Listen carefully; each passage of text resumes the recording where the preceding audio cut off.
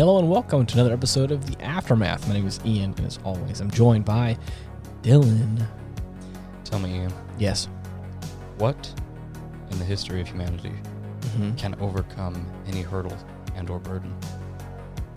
A giant robot. Hard work and guts. Yeah, I was going to say... And a giant robot. I was going to say, my two things I was going to say was a giant robot and determination. Of course. The will of a human spirit in big robots. What's that meme?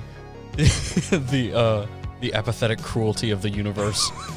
when the indomitable human spirit walks in. Yeah, right. I love it. Oh, I've never it's the seen that, best. but I want to see it, though, Dude, because that sounds appropriate. It's Gurren Lagann. Oh, I mean, It's that Gurren Lagann. is exactly what it is, yes. Right. Up against all odds. Right. The universe can suck my nads. Yeah, the human spirit. Why don't you go ahead and suck on these nuts? Yeah. I love it. Oh, man. These hands are universal, Yeah, bitch. Right. Oh, dude. I don't care how many arms are in your galaxy. I will grab All them I need's two. Yes. So, tonight was a very special one. Mm-hmm. Yes. It's the holiday season. We're having some fun. We're What relaxing. better way What to better celebrate Yes. than with the tale of the two Buster machines Yes. and their endeavors to save humanity? The Gunbuster. Mm-hmm. We watched Gunbuster, the movie, Yes. which is... A You said it... condensed version of the series. Right. Which is already pretty short. Okay. But I think it, aside from it feeling fast, it gets the points, like the major points across just fine. Right. I liked this movie. Mhm. The only gripe is like the first part of the movie and Yeah. certain sections of it feel fast. Like A we're going breakneck pace. Yeah, we're going from She's in high school. Right, yeah. She's in a program. Yeah. Fighting machines. right. And now She is now the pilot of the machine. Yeah, exactly. Not only that, she also like summons Gunbuster. And you're like, Right. already? Jeez. But anyways, that's just because we're really condensing some major plot lines here. Yeah. Putting a show's length into a movie. Hour and 36 minutes. Yeah. Oh. Yeah, exactly. So real close. But Mhm. anyways, I can tell you right now, I didn't say this because I didn't want to spoil it. I didn't want to ruin the magic of it. Yeah. But from the first sequence, I was like, oh, we're watching Gunbuster. Damn it. I was like, I watched how... I mean, because I know I've shown it to you before. Oh, of It's course. like one of the first, like, mecha aside, like, Right. Get a Robo and Gundam Yes. that I've shown you.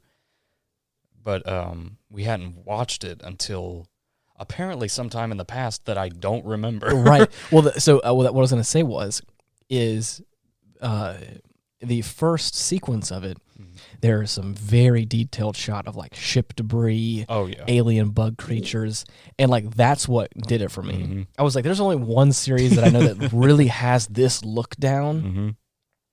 Maybe another one, but I can't remember off the top of my head. But or it has like a similar vibe to it, and I think it's a Gundam series. Yeah. It has like a gritty. I think we talked about it. There's. You're probably thinking of Stardust Memory. That's what I think it is. Yeah. It has this really detailed. I want to use a British term like higgledy-piggledy. It's kind of it's all like Yeah. it's all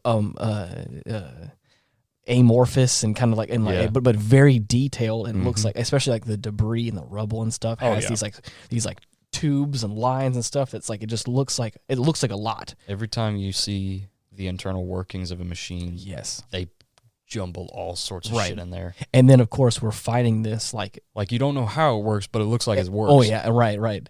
You look at that and you're like, that's a robot. Yeah. That is funcking. That's some technology I don't understand. Right. The first time you ever Borderline indistinguishable from magic. the first time you ever looked inside the hood of a car and really didn't know what you were looking at. Right. Like That's what it feels like. Yep. That is operational. Yeah. Now. What does Gunbuster have? Like a V10? Oh, buddy, I don't know more than that. A V6000? What is the Pacific Rim? 47 a nuclear reactor. 47 diesel engines or whatever Right. it is. Yeah. No, these machines are powered by what are called degeneracy generators.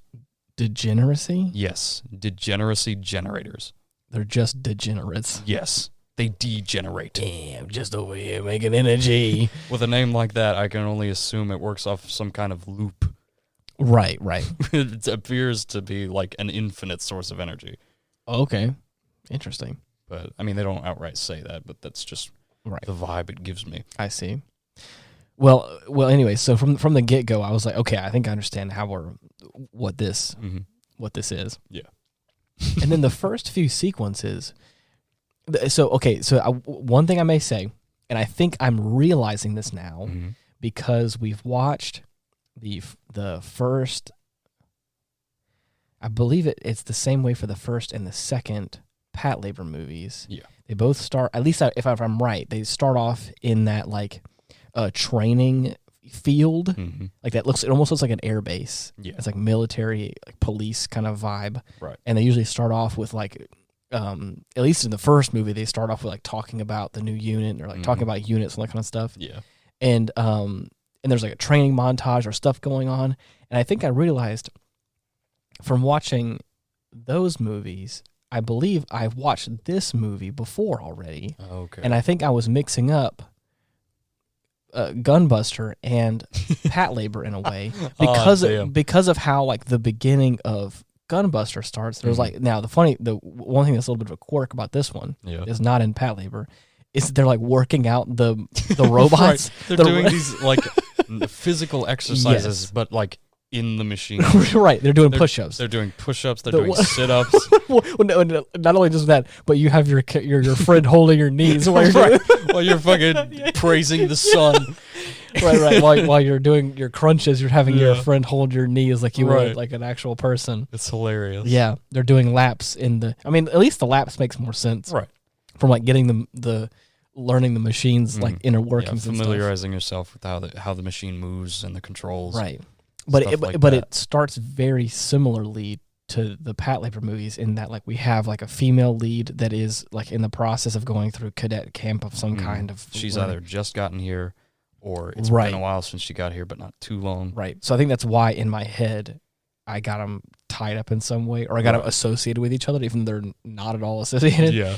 But anyways, we watched the beginning part of this movie, and as we're going through it, I was like, it feels familiar, but you've also shown me a lot of clips through Gunbuster, so I'm like, I was just associating with like, I'm watching the movie, and I'm like, I'm latching on to the things you've shown me before. Right, it's such a favorite of mine that it's hard to not to flaunt it. Exactly. But then we started getting into like almost the halfway point in the movie, and I was like, I'm really remembering this movie beat for beat as we're going along, but not like in a like in the sense of like remembering like I remember watching this last weekend. It's like it's been long enough, right? I didn't remember it at all. Right, it is feeling familiar is what I guess I should say. Remembering's a hard word. Yeah, I'm watching this going like, oh yeah, I've definitely watched this the one that triggered me was whenever she's walking down the stairs and talking about how she's so much younger than what she should be because of time dilation, which trust me, we will get to. Oh yeah, we'll touch on that. We'll touch on that in a second, which is a big part of this movie. Yeah, big touch. You're right. The big touch.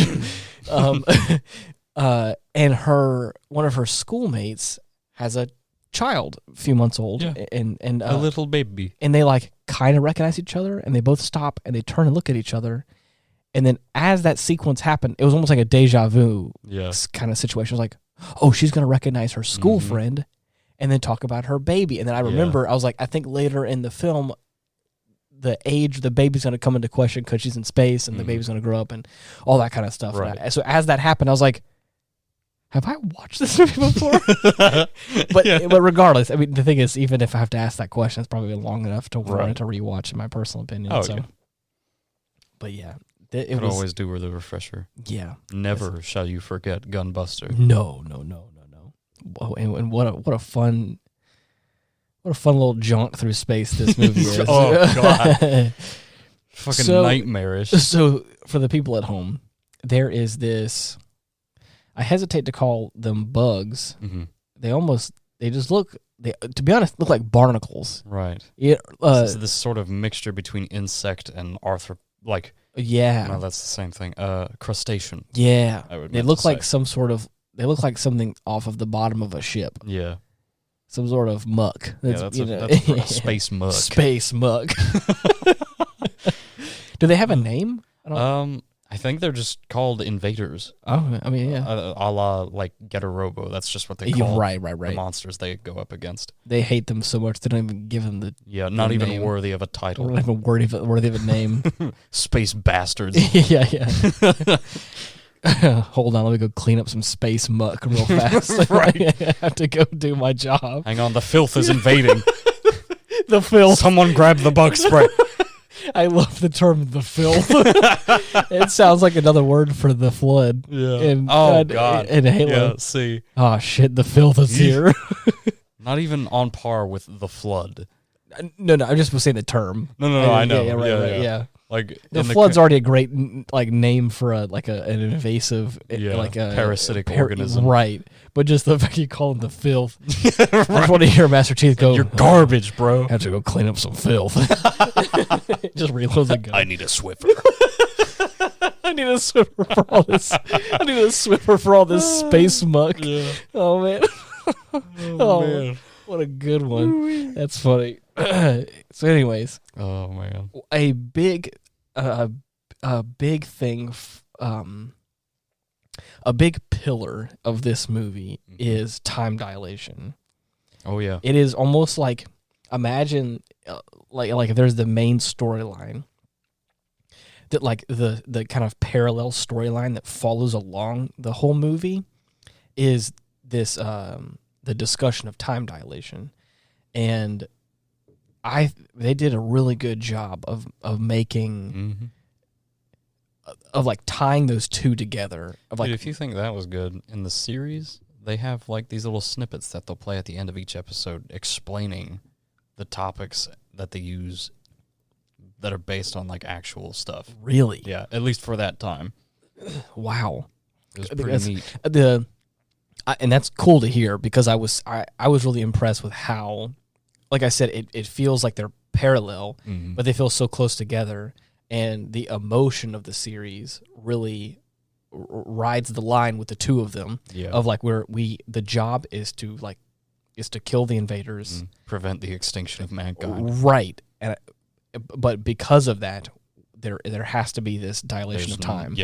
No time, and that's so. You gain some extra time, right? Albeit inadvertently and very unfortunately, right? But and it's so critical and so important. But they also find a way, like time and time again, to really hammer home the twist the knife, the complications of it. In that, like, we are doing what is best for humanity, but man, does it not you feel must good. Sacrifice your relations, right? And it's like, man, and that is such a pivotal thing to human beings, is just relations and your other people. And on one hand, you'll get to see things beyond your years. On right. the other hand, everyone you know back home is gone. Exactly. and that's hard. And I also like that they, a lot like Gurren Lagann, it happens incrementally. Oh yeah, it just keeps getting bigger. Is that like each time they talk about it and they're moving forward in their goal, it's like we're dealing with 6-month chunks, right, to like a couple of years, and then before you know it, we're really dealing with the potential of like being gone for a long period of time, and like, you know, almost 15 years passing, and it's like, oh man, that's a lot. It's crazy. And watching this really made me consider. So I mean, I'm not a physicist. Neither of us by any means. Yeah, right. I do not have any kind of credentials. No, nothing. But I was reading an article as we were watching this, because I remember at one point in time, somebody, or at least this is what I was told at some point, that like time dilation was considered a disproven theory, right? Or it was a theory, right, quote unquote.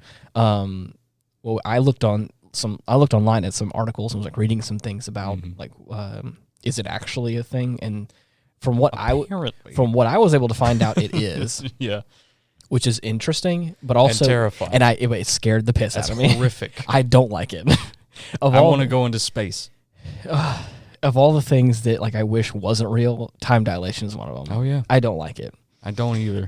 And in this, but at the same time, you almost can't resist.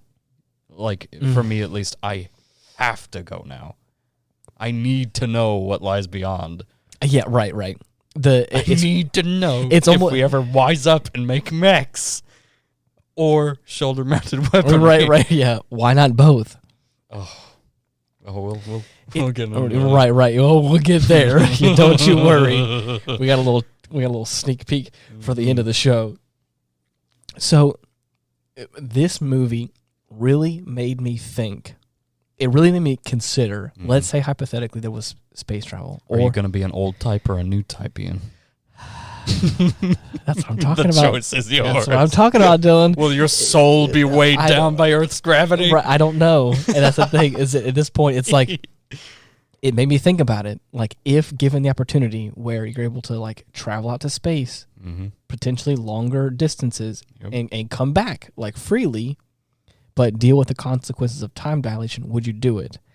And I almost feel like because of that reason, they would have to put some sort of like waiver in place. I feel like what I was thinking about, the more I thought about it as we're watching this, I feel like if you are going to go far enough out that time dilation is going to be an issue, it's a one-way stop. Or something along those lines, like starting a new life type shit. Because it feels like it's a little more than just moving to a different town. You're right, a different time zone. Yeah, because you can talk about a different time zone, That's what I felt like would be not as traumatic for people. Maybe again. Am I not a physicist? I'm also not a psychiatrist by any means either. But like the mental strain that would have on a person, the mental implications of what that may cause is like a lot of shit to work through. You really gotta, if we do colonize, let's say for Mars, for instance. I'm not even sure if that's far enough to like actually have like a time dilation issue. But like, let's say hypothetically in this scenario that it is, like that's one of those things where like we can't just allow you to just like travel back and forth freely. Right. Like maybe you can over like periods of time to like acclimate or whatever. But I just feel like if you go out there, like you got to be, you have to know in your heart of hearts that like there's a potential for like you're gonna miss out on some things. Back home. You'll outlive more than a few people. Right, and it's crazy to think about. It's got to be a cool. The thing is, like the part that is intriguing for me is the fact that the person in question coming back would be the same age, wouldn't age at all, almost like magic. But of course, obviously you would. And that's only interesting to me because I'm here living my life and everything's normal. Right. But if I put myself in the other scenario of going out in space and it only being 6 months and then a handful of years pass here and come back and I'm like 60. That, I'm telling you, that scares the hell out of me. I don't know why, but if I was to, it feels like it almost. If you can't wait for a game or movie release, just go out to space for a bit. Yeah, just go fly. Just take a lap. just go take a lap. Is that for me? It's like time travel. I feel like if I was to leave and then come back, and time has passed. You know, here we go. Here's a good comparison to that. Is that when I was away in Canada, everything in our hometown here kept going, obviously. Right. I was gone for a little shy of 2 years, majority a year and some change. And I had so much fun while I was out there, learned a lot about myself, did a lot of cool things, a lot of dumb things. And then when I came back, a lot of things had changed. Yeah. And it kind of made me feel like I missed out. I had some friends that got married. I had some friends that already popped out their first baby. Right. And I was like, I was only gone for, right about 2 years. Doesn't think it's a lot, but then like there are certain shops that closed down in that time just because of hard times or whatever was going on. Right. Some things opened up. Roads had opened. So it was a lot of things. Like I came back and I was like, this isn't what I remembered. and it makes me feel like I really missed out on something. It makes me feel like I woke up from like a cryogenic sleep or something. Yeah. It just feels like I would get that same sensation, but on a massive scale. If I just go out to Mars and then come back, and of course you're like 3 or 4 years in the future. See, what you should have thought about before you left is that Canada is officially considered a cryozone. Oh, is that right? Oh, damn. I was just frozen up in Canada. Right. There was some Januaries where it felt like it. I'm telling you. I was leaving for work in sub 40 Celsius, and I was like, God. Right. Had my gloves Every time on. you got out of bed, it was like having to go through the process of exiting cryogenic states. Dude, it felt like it. I mean, like I would have the added perk of having to shovel snow out of the driveway. Yes, I would wake up and then like put my boots on, put my shirt and then a sweater and like a leather jacket of some kind, and get my gloves ready, maybe a scarf. Like I would like suit up each morning, fully equipped. Right, because I would leave to go work at a coffee shop for like 4:30 in the morning, and it was just the coldest, deadest part of night. So, anyways, enough of that. But that is a big thing. Like this movie has really made me think about that. Oh yeah, and it made me kind of. It's a head scratcher. Kind of scared, and I was like, "Oh man, I don't know." And a brain crusher. I don't know how I feel about that. Yeah. Yeah. Just don't worry about it. Yeah, right. Just never leave Earth. Just kind of keep here. We won't have to worry about that in our Except lifetime, for the fact that you just sat here and said, like, "Are you gonna let the the gravity of Earth weigh you down, weigh down your soul, weigh down your soul?" Make me feel like I have to join the Zeonic Front, or the Titans. Oh yeah, you're right. That's another one. Perhaps the AUG. AUG. Yeah, Anti-Earth Union Group. Oh God. But yeah, we're so close to the end of Zeta, man. I can't wait to see the end. We're tiptoeing the end there. So there's a handful of things we've been doing. Mm-hmm. What was your favorite part of this?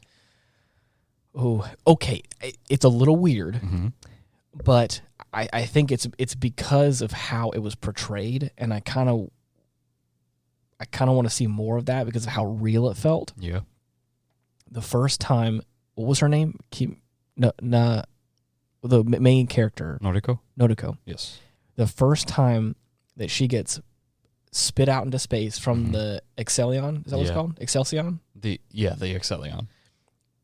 And she's disoriented because like our character is all right at piloting like these mechs, but not. This is her first major combat right in scenario. Space, and that's the thing is that she's also in space, and like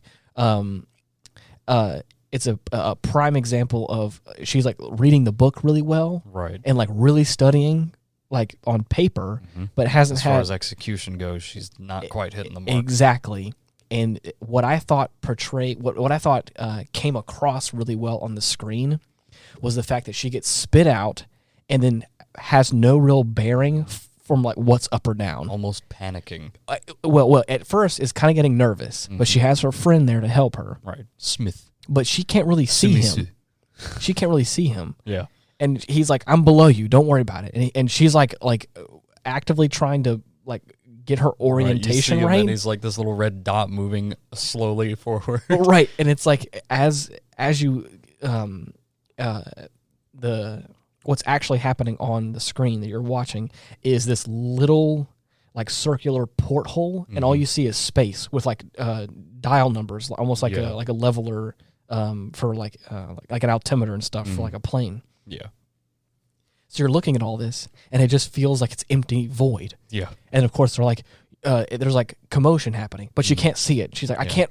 One of their ships has gone down. Right. And it's like, oh my God, what's happening? And of course, there's like this flash of like an enemy flying around. They don't reveal them just yet. They're just these shadowy silhouettes with a red aura about them. Right. And so it flashes through, and she's like getting kind of disoriented and getting nervous at this point. Yeah. And then, of course, as it's kind of almost like toying with her, she like her anxiety like justifiably like increases and stress 100%, and you could see it happening. Like the character's freaking out, and again in that moment you're like, I'm like, because for me, I tried to put myself in that scenario of like I may have read the book, but I've never done the deed. I've never been in the chair and like had to fly this thing in space before, and like the idea of like like imagine it was like your first time behind a car. Yeah. Where it's like I know what to do. I know how to do it, but I've never done it before. Yeah. And I'm like, oh, okay, here we go. First time jitters. Right, exactly. And so as I was watching what was happening in that whole transaction, I was like, I know exactly that feeling that she's feeling, and the fact that she's being like toyed around by this like super fast alien that's like just knocking her around. I was like, dude, I'd be freaking scared shitless. Oh yeah, I'd freeze up. And then not only that, to make matters worse, she like yells out for her friend Smith, and he doesn't answer. Dead air, and she's like, "Hey, yo, Smith, where you at?" Right, and he's nowhere to be found. Smithy, and because again, over the comms, there's like more commotion of like ships are going down, people aren't making it. Oh yeah, things are going crazy, and it's like, I got to get out of here. Smith, help me out. And there's nothing, and you're like, oh, dude, and it's like I could so see in that moment where you're like, having a breakdown. Totally understandable. Oh yeah. So for me, like watching that sequence, I was like, I feel what's happening here. Anyways, what about you? What's your favorite part? Oh, dude.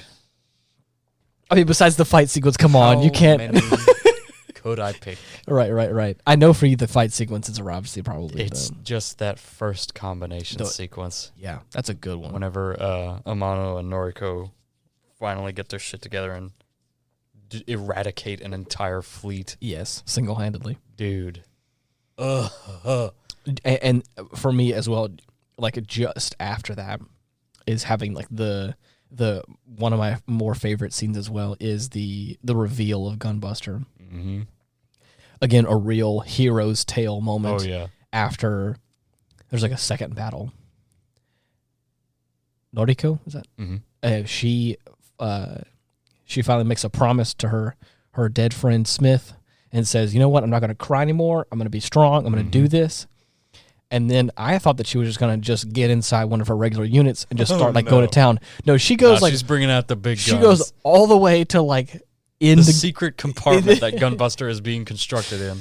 The end game. And at first I didn't know what was happening. So again, which makes it even funnier like now thinking about it retrospectively.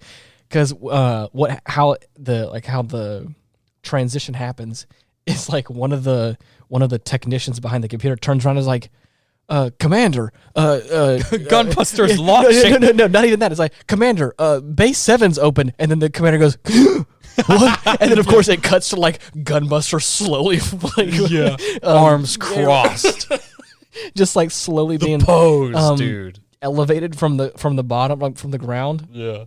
Out of like the top of the ship, rising or whatever. From the ashes of defeat. Love it, just to snatch there. Victory. And then of course the commander in question is like, what the hell are you doing? You can't do this. You can't do that. And then Coach gets on the radio. It's like, your target is their fucking flagship. Go get that motherfucker right now. It's so good. You have like the big boss man's like, you can't do this. Immediately, and your coach is like, that's your goal. Go. He's encouraging you. Coach, another win. Hard market counts. Go. And it's happening on the same screen in front of you. And I'm pretty sure the coach is like, he's overlaid the commander in a way. Not only is he talking over him, but he's also physically over him. Bypass all authority. This is your objective right now. Right. There's no turning back. You're already here. It's go time. All or nothing, sweet cheeks. All you need is kill. Right. Oh, man. Okay, see, my second favorite moment would have to be... I can't pick any. I know. I can't put them in order. It's just my other favorite is whenever she hits the inertial dampeners, inertial cancelers to maximum. Yes. So that she is able to stop this flagship that is going like sublight speeds. Right. She takes a hit like through the chest. She is skewered. Yes. And then she's like, I got you now, motherfucker. So and good. Then she activates the Buster Colliders. Which is like just these like taser gauntlets. It's crazy. It's like I can only describe it as like these. It feels like basically electrical generators in both forearms. In the forearm, these like compartments open up, and these like anchor points come out from like where the wrist and forearm is, and they all touch down as if they're like taser leads, right? And there's like 15 of them, and so it's in like a circle formation around the wrist. As they like lock down, she just screams real loud, and then Let's of course loose the thunder. Yeah, right. And then Can you feel the storm? It's coming. And the only thing that I thought would be better is, as she punches down and it like explodes the whole of this entire ship in this like bloody the mess. Sound, dude. So good. Ugh. The only thing that I thought would be even funnier is like, as the dust clears, everyone on the Excellion. Is like, oh my gosh, the Gunbuster made it. Everyone's shouting and clapping like you'd imagine. A miracle. Right, and it is like kind of like slowly like hunched drifting. over. Yeah, just drifting kind of towards the ship. Like, somebody take me back in the ship. What I thought, This like, crazy bitch. there's a hole in the Gunbuster's chest where it was skewered. What I would have loved to have seen is like, because like where she punched, I thought it was gonna like explode from there forward. Right. And I was hoping that she would still have like the big horn of the ship like skewered through her. Can somebody unkebab me, please? Unkebab me. It's great. I love it. So yeah, that was what a fun. It was so fun. Right. Now, Scary. Oh yeah, scary, definitely. but fun. Of all the things to come face to face with, a big ass, like unknowable space being is. I know. Yeah. Bottom of the list. It's also like a faceless monster. Oh yeah. Like there's no discernible like eyes or anything. There's no no mouth. Humanoid figure. It's all like, yeah. It's just a giant organic beast that wants you dead. Scary. Now, my final favorite. Okay. And I'm sure you'll agree. I mentioned this concept that I love so much at the very end because it's a prime example. Okay. Say it with me. Pushing a machine to its very limits. Yes. And still managing to get the job done. Love it. With flying colors. Yeah, that is definitely what happens. I love it. The Easy 8 from 8th MS Team. Oh, yeah. Shingetter Robo. Oh, man. With the Shine Spark. I really miss 8th MS Team. Anyway, do. Continue. And Gunbuster in the finale. Yeah. Using one of its own degeneracy generators to activate the black hole bomb. Oh, my God. Buster Machine 3. Dude. A monolithic structure constructed by humanity containing Jupiter. Yeah, and it was, what is it? What did they say? It was condensed down to 1/30th? 1/30,000th of its size. Jeez. How they did that, I have no fucking idea. But they found a way. How? For survival. Yeah, I know. The human spirit. Yes. Truly indomitable. Right. Tenacity. The threaten us with extinction and we'll throw a black hole at you. I mean, that really. Anyways, it is crazy. What a concept. What a concept. This again is where time dilation comes back into play again. After they get back from their second bout with the invaders, after their first major victory, right? Amano decides to stay behind on Earth and live what remainder of the coach's life he has left with him. Right. They get married and all that, and it's she actually becomes a coach herself, right, at the school they went to in his place. But once the call is heard, it must be heeded. Right. So she ventures off back into space to help fight this one final battle. Right. And at this point, it's been 15 years since they, since her and her friend have reconnected. Yeah. So she, I'm assuming, is somewhere in the ballpark of probably 18, 19. Yeah. And Amano is... probably in her early 30s, I want to say. 30, 31, 32, something like that. Which is crazy. Yeah. To think about. And then to really cap the end of this movie, they detonate the bomb, kill the big bad. And then they are sent adrift. Everyone else escapes, right? Right. Like the other ship. The remainder of the fleet. 2,000 ships and some change strong. Right. And they all get to leave. And then... Yeah, you're right. The Gunbuster gets flung out into space. Somehow they make it. Do they reorient themselves to go towards Earth? Yeah, with the one generator they have left over, they're able to drift themselves back into the direction of Earth. So we know how long it's been in Earth years. But how long has it been for them to fly from the... That part they don't mention. Okay. You're just left with that it's been 12,000 years. And that's the kicker. Yes. Is that after... No one they know is still alive at that point. You have left... I mean, this... now, I mean, I'm going to go ahead and say a warning to anybody that probably has, like, severe... existential dread when it comes to this kind of stuff. But just imagine right now, you pack up your bags, get yourself ready, and you look at everything around you, and you're like, none of this will be this way when Some of it might be gone when I get back. And then proceed to just like take a trip for maybe what feels like 6 months to a year. Come back and it's been 12,000 years. Yeah.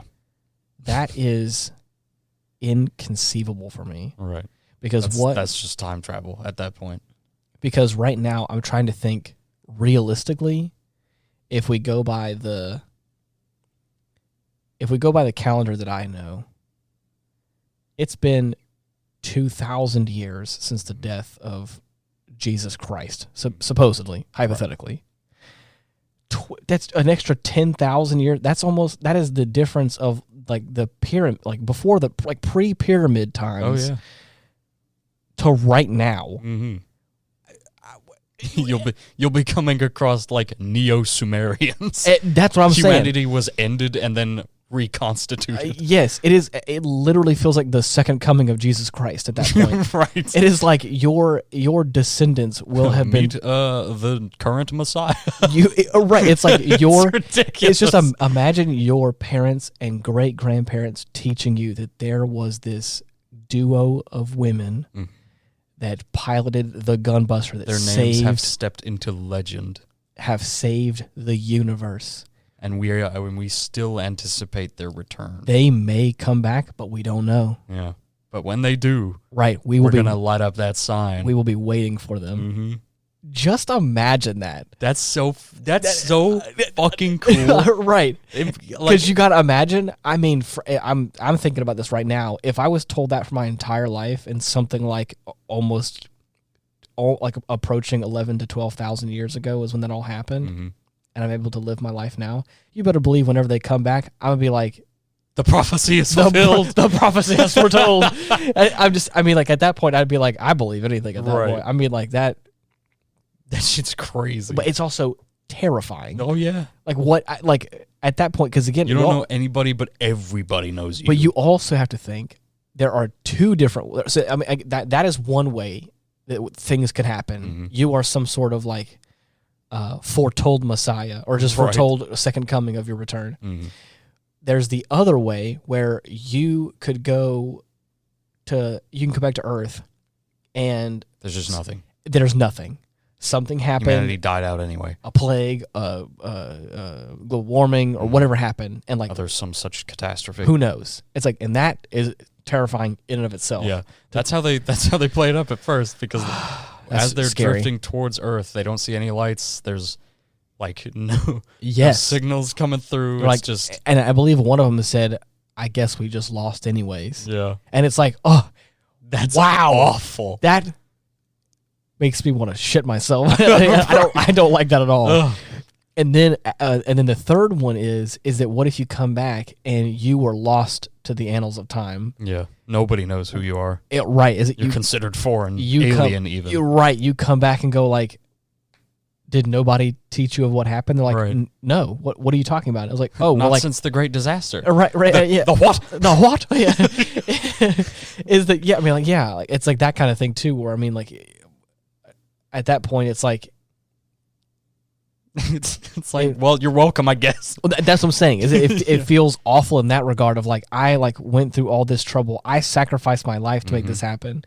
And then like to have nobody appreciate the work of it. I'm not saying that it needs to, but I'm just, I mean, like, I'm you did your job.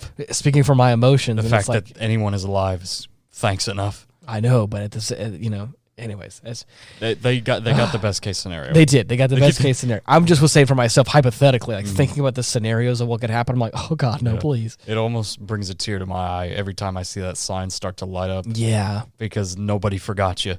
Of course, they've been waiting for you the whole time. That's awesome. Mm-hmm. Well, anyways, okay. So, who's your I can't even Armored Core. Armored Core. Come on, Armored Core now. Are you sure? No, I'm kidding. What I can say, we're talking about favorite characters though. Yeah. I really like the coach character. Yeah, there's so I just love his. He's voiced by one of my favorite voice actors, the same guy who does Johnny from Guilty Gear. Really? Cell from Dragon Ball. Okay, yeah. That dude's got a pedigree. I love his just disposition. Mm-hmm. There's so many times when people are freaking out, people are crying, and he's just like looking there. Get your shit together. He's just stone cold with his aviators on. He's like, is that all you got to say? Right. I love it. You run out of excuses yet? Right. I love that kind of stuff. Mm-hmm. So, if you want to talk about Armored Core, we can. Do it. Okay. Do it right now. I can't wait. Okay. So, as we were finishing up the movie, I had offered to make some tea for Dylan. That's when I saw it. As we do, yeah, every now and then, right, for the show, and I just had the sudden inclination to open up YouTube, just check my feed, see if anything's new, and lo and behold, I see the title, Armored Core 6. Here we go, Fires of Rubicon. So a little preamble before we get here. Give them the business. I want to say, give them the business. I love that. I want to make that I want to make that on a T-shirt. Right. Go on, Ian. Give them the business. Right. I want to say it was like 6 months ago, or probably right at the beginning of the year. Or better yet, when did Elden Ring come out? It was around the time when Elden Ring came out. I want to say it was around probably Easter time this year. Yeah. I could be wrong. But whenever that came out, I was talking about my love for Armored Core because everyone's talking about how much they love From Software. And I was like, I'm not a big Souls fan, not a really big Elden Ring fan, just not the game genre is not really my cup of tea. Mm-hmm. But I have loved for many, many years the Armored Core franchise from Software.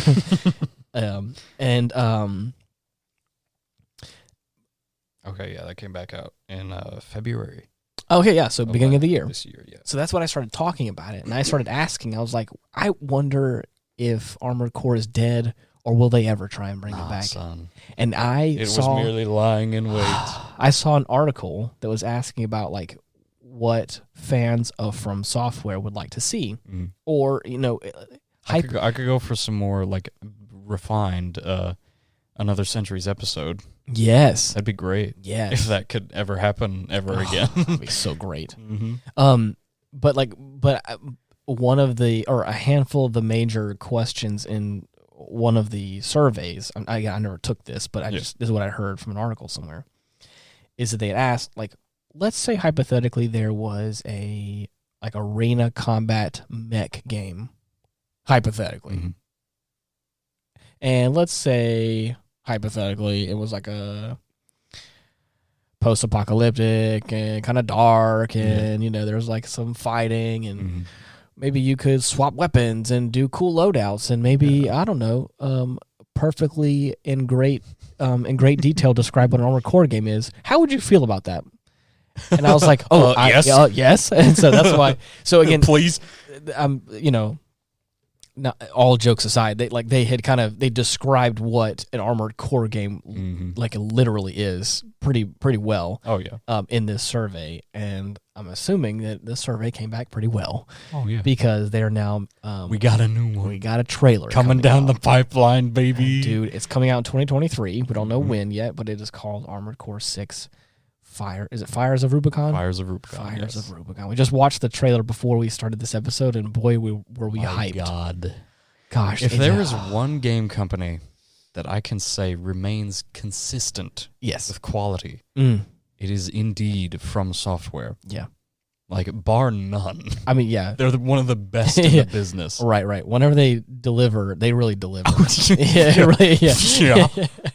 And man, do they give us we have so many gems. We've only watched it once, so pearls. we're probably gonna I'm giving you pearls. Mm-hmm. We only saw it once, so there may be some secrets we haven't seen yet. Oh, we're watching it again for sure. But from what little bit we've seen, we got every time I see it, every time I see something that could be something, I'm gonna be like, write that down, Yeah. Is that there was electrical discharge. There was a pile bunker. Yes. There was they had the big was it tank wheels or was it four-legged? Four-legged guy. Got quads. Got a quad guy coming in, which is nice. Always nice to see those. Oh yeah. Always nice to see representation. Of course. And then I mean we cut to like some massive ass helicopters. Oh yeah, dude. Drop ship looking dudes. Ugh. Chain guns just like burning it up. I'm like everything. See, I thought these were gonna be like quick cuts. Like, if you remember the intro for 5, right? Shuffle Snappy. through like so many things, but they hold on some of these shots for like a few more seconds than I'm used to, and I'm like, oh my god! I mean, it's also so beautiful looking. It is the first shot that we get. So again, from our speculation, Dylan said something about the heat death of the universe, right? Which again, if we go with the theme that I'm thinking like Armored Core, the way it looks in the beginning of the trailer, sun explodes. Yeah, that's what it looks like. So the Earth, or I guess whatever planet we're on, it looks like it's covered in snow or ash or something. So it may be both. Maybe feed the fire. All right. Let the last cinders burn. Is one of like a I hesitate to call them ravens. I don't know if they're called ravens anymore or not. Who knows, but dude. I'll tell you what they're called. Survivors. Yeah, right. This mech is like picking up like parts, like rubble out of like scavenging. He's got this whole backpack full of shit. And the first shot that we get has this beautiful horizon landscape, empty sky. Mm-hmm. I mean, like wasteland. Oh yeah. And it is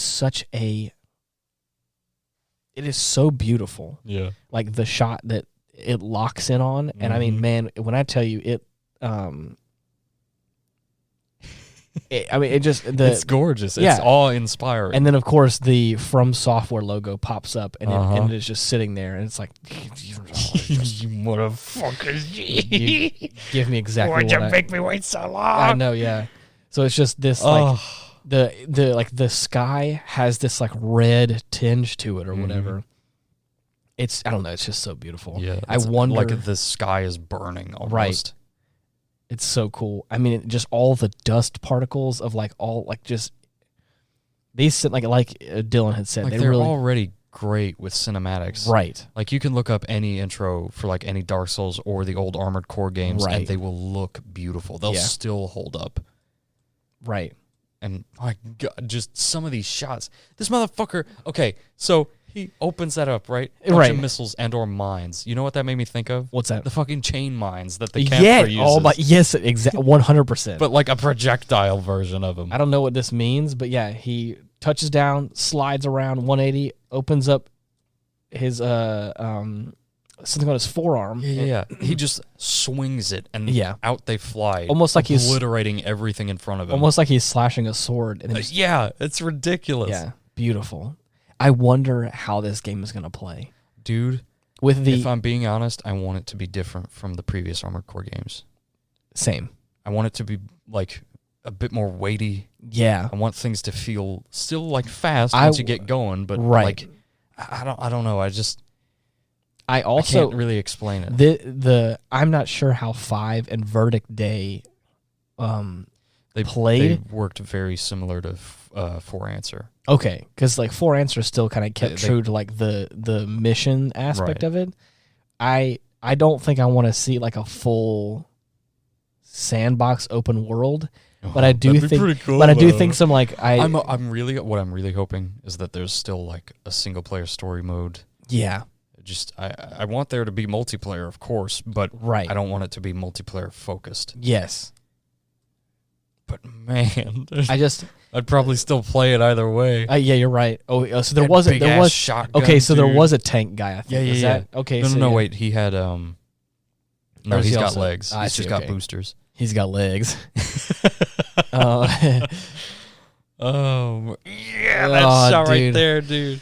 okay, yes. Anyways, we're getting to the part where the pile bunker comes out. Yeah. So anyways, My favorite weapon. The one thing I would like to see, I think I still want to see missions in there, but Mhm. like to be honest, I don't. I guess it could what be anything. what I really want to see is I want it to feel big. Oh yeah. I want it to feel big, and I don't think I want like I don't want like a whole open world, Mhm. but I want there to be like some For Answer maps had like some really big open areas. Oh yeah. And I loved that because it really made the scale feel big of just like Let being alone able to, the fight with the spirit of Mother Will. oh my god, we were talking about scale, dude. Yeah. what a fight, my guy, dude. Oh man, All these shots, man. he hits it, it locks back, punches this guy in the gut, and then bam, it is explodes. And as it explodes, it hard cuts to these This gigantic, not a regular like armored core, like something bigger. something bigger. Oh man, Okay, yeah. See, this is a shot. This is a shot right here. It Yeah, I felt don't- longer, but it was pretty short. yeah, that's okay. No, Oh man. I love he's got oil. Yeah. He takes his pile bunker out, and there's just this oil and just Mhm. shit that's like Dripping. dripping off the edge of his pile bunker. Gosh, dude. It's the close up on the cameras, man. Yeah. What a Man. beautiful machine. The first time we see like a little like helmet transition of like Yeah. a thing being added. Mm-hmm. Anyways, beautiful. Yeah. What a fun time. So I noticed a little something you brought up. before. Yeah. I mean, as I normally do. What you got on this one?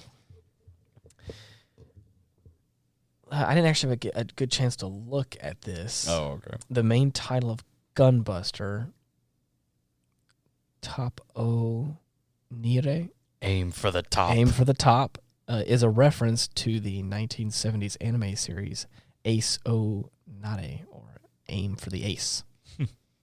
In episode 5, as Noriko and Kazumi fly over the hull of the now decommissioned battlecruiser Excellion, the Proteus from Fantastic Voyage Yo, for real? can be seen in the background working on the ship. Dude, that's awesome. Yeah. I can't believe I never noticed. The film takes place in 2023, apparently. Next year. I know, yeah, exactly. We got to get on our A game. Oh my dude. god. The title "Aim for the Top Gunbuster" is a reference. Oh yeah, we already saw that. Sorry. It was a different reference. Is a reference to the 1970s manga "Aim for the Ace," as well as the 1986 film Top Gun as well. Oh, nice. Yeah, that makes sense. Yeah, it does. Yeah.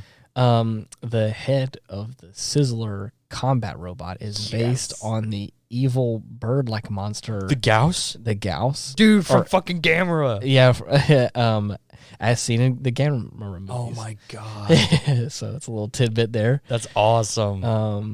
Noriko's love interest, Smith Torin, was named after Torin Smith, the president of Studio Proteus. Oh wow. That's funny. He is acquainted with various members of the Japanese animation industry, and his company prepares English versions of Japanese comics. And so they added That's them in there. cool.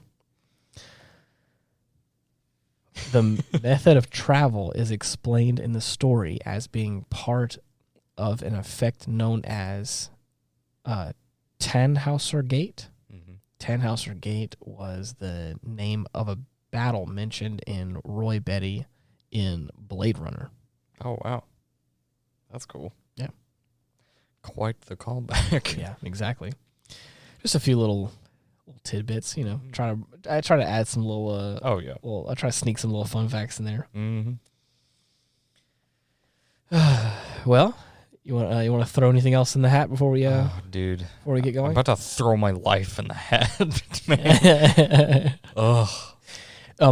There are few things that I think we really get super hyped for. I think the last one that I remember you getting like physically hyped for that I was like, I don't get it, but I loved how hyped you are. Is No More Heroes. Yes, because when it was coming out, I was like, this looks really cool, but like you had like such a deep knowledge of all the extra stuff that was going on with it.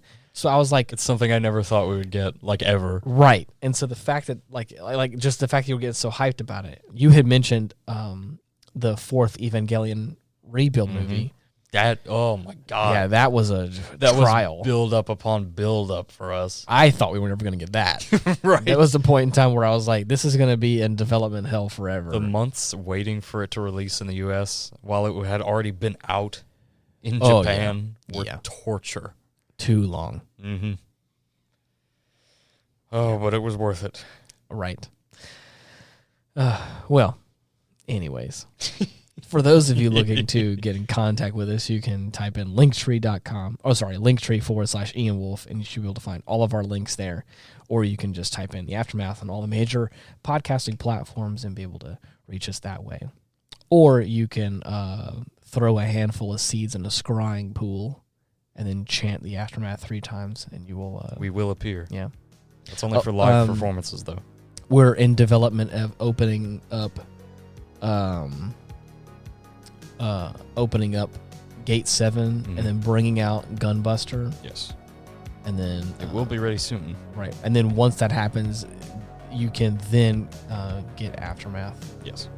On your cellular device. Only after fully commissioning Gunbuster. Of course. Operational. So. Anyways. Nice little time gate for our episodes. Yeah, right. Until many next of you time. may not survive to see it. That's okay. This is an episode that'll be lost in time dilation. Of course. We'll put it in a time capsule. Right. So just future people know. Just know the whole time you're listening to this, time is moving slower for you. So go check in with your family because you may not. You never know when they're going to go. Right. Anyways, until next week, thank you so much for listening. See you. Bye-bye.